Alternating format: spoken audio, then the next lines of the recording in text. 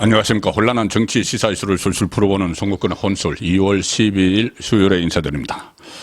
헌법재판소장 권한대행 문형배가 민주당 대표 이재명의 지침 혹은 지시에 따라서 윤석열 대통령에 대한 탄핵심판 심리를 조기에 종결시키려고 하는 것 아닌지 의심스러운 상황이 계속 일어나고 있습니다. 자, 내일 예정된 마지막 변론, 예정된 것 중에 마지막 변론입니다. 8차가 내일 예정이 되어 있는데 그 다음 변론 기일을 잡지 않고 있습니다. 박근혜 전 대통령 때 17차 변론까지 했죠. 그런데 불과 8차 변론을 하고 더 이상 잡지 않고 있는데 이달 말, 그러니까 보통 변론이 종결이 되면은 한 20일 후에 선고가 나오죠. 그래서 이달 말 정도 아니면 늦어도 3월 초 선고를 목표로 지금 잡고 이재명에게 시간을 주기 위해서 그런 방향으로 끌고 가는 것 아닌가 의심이 들 정도입니다. 상당히 무책임하고 헌재가 마치 어떤 헌재 스스로의 권한을 무한대로 끌어올리는 시기도 그렇고 그 조기 종결해서 속전속결하는 것도 그렇고 내용도 그렇고 내용상으로도 보면은 검찰의 진술 조서를 그대로 준용을 해서 심리의 검토 자료로 삼겠다. 이렇게 증거로 채택을 하겠다. 그리고 그것과 상충되는 진술을 하는 군 사령관들 이야기와 어느 것이 진실인지 자기들이 알아서 결정을 하겠다. 그러니까 잠자코 있어라. 이런 식으로 아나무인격인 지금 대응을 국민 앞에서 지금 하고 있습니다. 오늘 전재현 현재 공보관이 정례 브리핑을 했는데 정말 이것이 뭐 하는 짓인지 좀 의문이 들 정도입니다. 이번 주에 심리를 종결을 하느냐 여기에 대해서 모르겠다고 이야기합니다. 결국에 대통령의 이 거취를 결정하는 문제를 지금 하고 있으면서 당장 내일까지 마지막 변론이 예정되어 있는데 그 다음 일정에 대해서 모르겠다. 그 이야기를 합니다. 추가 변론기를 지정을 할 것이냐 이렇게 물어보니까는 전달받은 바 없다. 누구에게? 문형배에게 전달받은 바 없다. 뭐 나중에 지시가 오면은 하겠지. 뭐 이야기를 하겠다 이런 식입니다. 정말 무책임하고 좀 아나무인격인 그런 태도를 보이고 있는데 지금 현재 이 윤석열 대통령 쪽에서는 정인 3명을 추가로 신청을 해놓고 있습니다. 강희구 용산 대통령실 일부속 실장은 국무회의 관련 정언을 들어야 된다. 그리고 신용해 법무부 교정본부장, 박경선 전 서울동부구치소장 이 두 사람은 소위 말하는 체포 대상자 명단 이런 것을 거의 뭐 조작 의심까지 드는 그 홍장원이 했던 국정원 1차장이 만든 거기에 보면은 무슨 뭐 또 체포를 해서 어디에 구금하고 이런 이야기도 나오죠. 그래서 그 구금 장소와 관련해서 이 사람들 정언을 들어야 된다 해서 3명을 신청을 했는데 여기에 대해서 그 문형배는 지난번 변론에서 평의를 거쳐서 결정하겠다 이렇게 했는데 아직 이게 당장 내일 마지막 그 변론 기일이 정해졌는데도 대답을 하지 않고 있습니다. 자, 그래서 본인들끼리 뭔가 또 꿍꿍이를 꾸미고 있는 것 아닌가 이런 생각까지 드는데 이게 얼마나 이 헌재가 무책임하고 아나무인 그 절차로 가고 있는지를 설명을 한번 드리겠습니다. 이게 그 이재명의 그 문형배에 대한 압박에 의해서 이렇게 되지 않는가 하는 생각이 들 정도인데 가령 이 국회 측 대리인단 그러니까 정청래 쪽이 어제 변론에 앞서서 입장문을 냈는데 이렇게 냈습니다. 윤석열 대통령에 대한 배려는 이번 주의 정인신문 절차로 충분하다. 신속한 변론 종결을 소망한다. 사실상 가이드라인을 주는 것처럼 이야기하죠. 내일 하는 걸로 충분하다. 그만큼 배려했으면 된다. 자, 이게 배려가 되는지 잠시 후에 설명을 드리겠습니다. 그리고 신속한 변론 종결을 소망한다. 이것은 이재명이 문형배에게 지침을 내리듯이 가이드라인을 제시를 하는 그런 입장문까지 냈습니다. 윤석열 대통령 쪽은 반박을 하죠. 헌재가 심리 순서를 자의적으로 막 바꾸고 있다. 한덕수 총리 탄핵에 대한 권한쟁의 심판부터 심리해야 한다. 이렇게 지금 반발을 하고 있는 상황인데, 이 헌재가 지금 문형배가 주도하는 좌파 우리법연구회 소속들이 주도하는 헌재가 얼마나 윤석열 대통령 탄핵 심판을 서두르고 있는지 이것은 지금 다 통계로도 나오고 있습니다.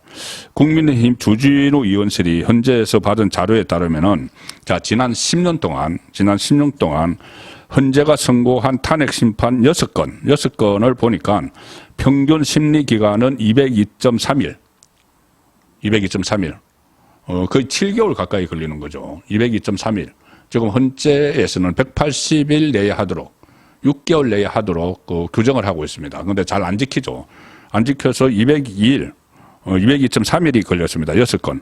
그중에서 지난 10년 동안 가장 짧았던 사건은 박근혜 전 대통령 사건. 그 가장 짧은 게 91일이 걸렸습니다. 석 달하고 하루가 더 걸렸죠. 반면에 그때 검사들 막 탄핵했는데 안동안 이정석 검사 사건은 각각 251일, 269일. 이정석 사건은 9개월이나 걸렸죠. 자, 그런데 윤석열 대통령 사건의 경우에 작년 12월 14일 접수를 했으니까, 지금 어제까지 59일째 심리를 했고, 2월 말, 3월 초 선고를 하면은 70일 내지 80일 만에 재판을 끝내는 것이다. 가장 빠른 속도로. 한 달에 대통령에 대한 탄핵을 결정을 하는 것을 가장 빠른 속도로 해버리겠다는 겁니다. 그래서 법률에 정해진 기한이 180일인데, 70일 내지 80일 만에 해버리겠다. 기한의 반토막도 안 되는 기간에 이 윤 대통령 사건을 결론을 내려고 하고 있는 겁니다. 자, 이것은 단단히 이 감시를 해야 됩니다. 이와 관련해서 오늘 현직 검찰 검사장이 아주 이 핵심을 찌르는 이 발언을 검찰 내부 통신 내부망 이프로스에 올렸습니다. 제목이 뭐냐 하면은 일제 치하 일본인 재판관보다 못한 헌재를 보며, 일제 치하 일본인 재판관보다 못한 헌재를 보며라는 거를 검찰 내부 통신망에 올렸습니다. 이영림 춘천지검장, 검사장이죠. 이영림 춘천지검장이 이 핵심을 쏘아붙이는 그런 내용을 올렸습니다. 뭐라고 했느냐면은 절차에 대한 존중이나 심적 여유가 없는 헌재 재판관의 태도는 일제 치하 일본인 재판관보다 못하다는 생각이 들었다. 심적 여유가 없다. 왜 없을까요? 이재명이 본인의 재판과 시간 싸움을 하면서 계속 재촉을 하고 있기 때문에 심적 여유가 없는 것이죠. 문형배의 헌재가 이렇게 질타합니다. 구체적인 지적을 하는데 이게 왜 이렇게 심적 여유가 없는지. 헌법재판소 문형배 재판관은 지난 6차 변론에서 정인 신문이 끝난 다음에 윤석열 대통령이 3분 동안 발언 기회를 요청을 했는데 안 줬습니다. 아닙니다. 돌아가십시오 하면서 묵살을 했습니다. 피청구인인 대통령의 3분 설명 기회마저 차단을 하고 대통령이 직접 정인을 신문한 것도 불허를 했다.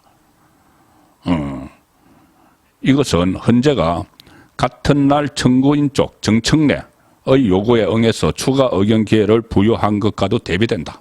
완전히 한쪽으로 몰고 가는 그런 진행을 지금 헌법재판소 소장 권한대행이라는 사람이 하고 있는 겁니다.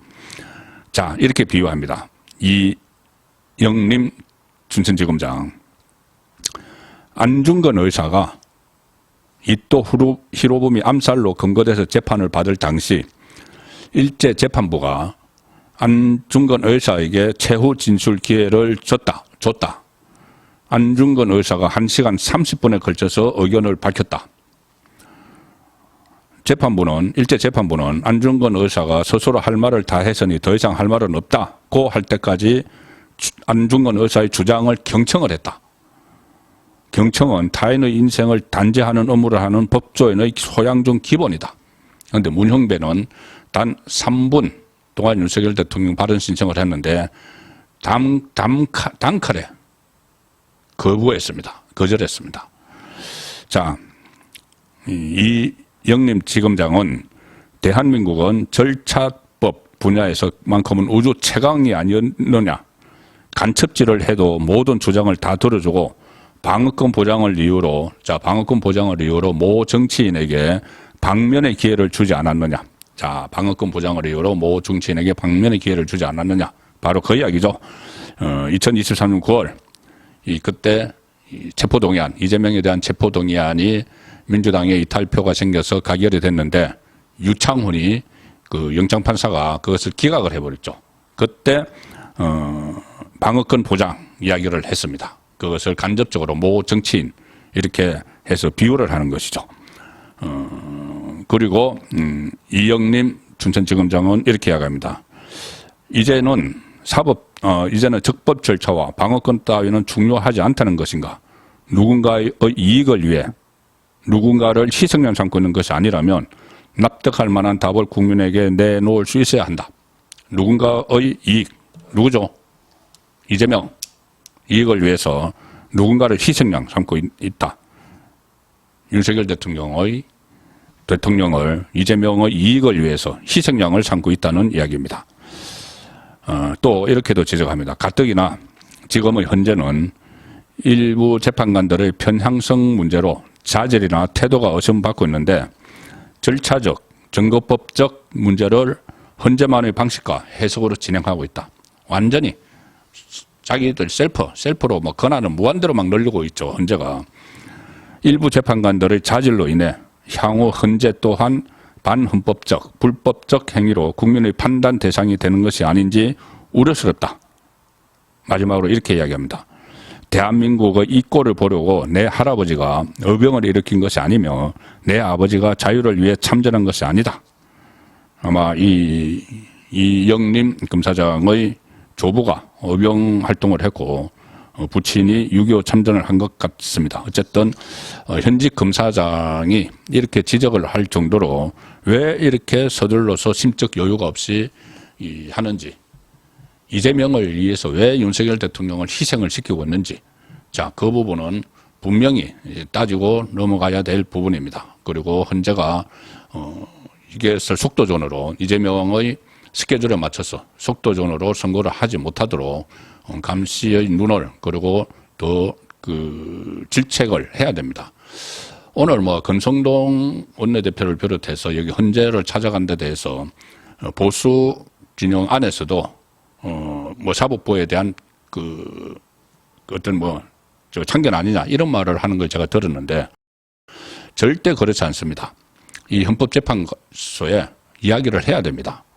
여당 정치인들도 이야기를 해야 되고 특히 최상목 저는 대통령 권한대행이 이야기를 해야 된다고 봅니다. 왜 그러냐면은 헌법재판관들은 어쨌든 대통령이 임명한 사람들이죠. 추천은 대법원장이 추천도 했고 국회도 추천을 했고 대통령도 추천을 하지만 대통령이 임명을 한 사람들입니다. 그리고 이것은 현직 대통령의 운명뿐이 아니고 나아가서 대한민국 미래를 결정하는 문제죠. 그러면은 대통령 권한대행이 왜 이렇게 조속히 하느냐고 질책을 해야 됩니다. 할 수 있습니다. 국가 원수 통치권 차원에서.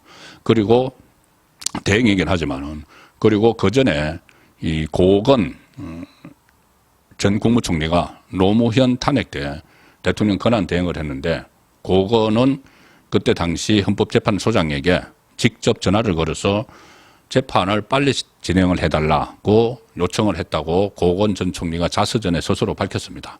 그때는 이 기각 가능성이 높다고 판단을 해서 빨리 해서 국정에 복귀하게 해달라 이렇게 요구를 직접 했습니다. 대통령 권한 대행이. 자, 그런데 지금은 너무 빨리 하고 이게 뭔가 쫓기듯이 하니까는 그러지 말고 좀 더 절차적 정당성을 갖춰라 이렇게 주문을 할 수가 있는 거죠. 그래서 최상목 권한 대행도 여기에 그냥 손 놓고 있으면 안 된다. 그런 말씀을 드리겠습니다. 순국권의 혼술이었습니다.